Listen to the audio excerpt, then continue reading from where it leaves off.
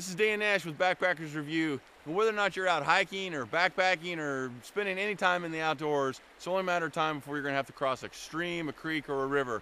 And today we're going to give you some tips and some pointers on how to do that safely.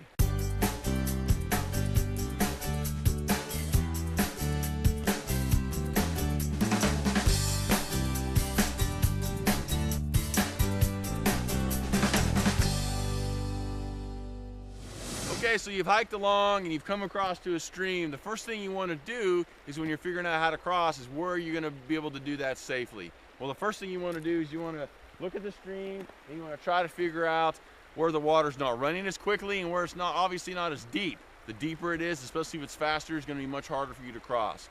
In this particular stream, it's not that all that deep, maybe about 3 feet deep in the deepest area. But what we want to try to do is pick an area that's wide, it's not real fast, and an area that we can get across safely on both sides.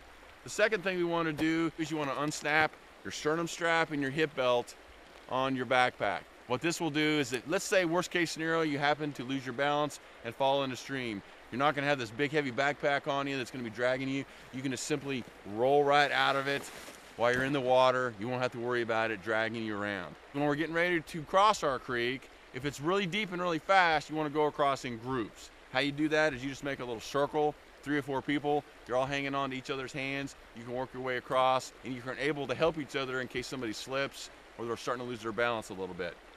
If you're by yourself, how you want to cross is you want to go across on the side like this. And if you have trekking poles, you want to try to use them. If you don't, you can find some sticks or something nearby and try to lean out, lean into the current, let your backpack help you with that weight, keep you centered down into the bottom of the stream or the creek, and just kind of slowly start working your way across like this, leaning forward.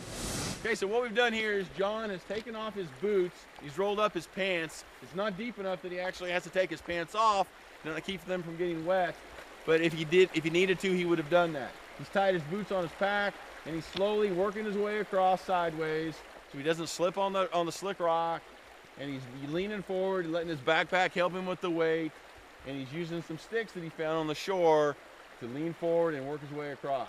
Obviously, this is not really deep water, it's not really fast, it's really for demonstration purposes, but that's how you would do it. If it was deeper and it was waist deep water, you'd obviously just have your pants off and you'd just be kind of working your way across. And then you'd get a lot more force behind you.